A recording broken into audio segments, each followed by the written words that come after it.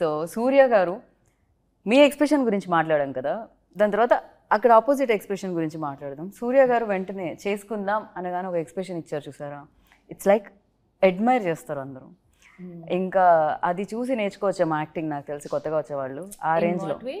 After like ఆయన expression చూస్తే ఇంకా మోర్ ఆయన మీద ఇంకా ప్రేమ కలుగుతుంది, ఆయన మీ మీద చూపించే ప్రేమ చూస్తే అక్కడ. అండ్ ఇంకొకటి సూర్య సార్ ఐస్కి అందరూ అమ్మాయిలు ఫ్యాన్స్, ఆయన ఐస్తోనే చెప్పేస్తారు ఏది చెప్పాలన్నా కూడా. It's like super power, you know.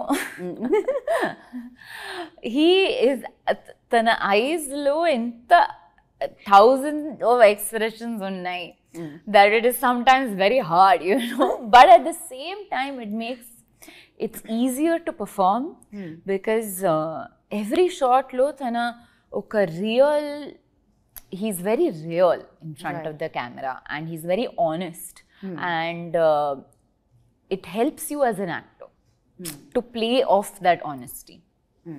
పైగా ఇన్ని ఇయర్స్గా చేస్తున్నారు ఆయన, సేమ్ అదే గ్రేస్, అదే గ్లో, అదే గ్లామర్.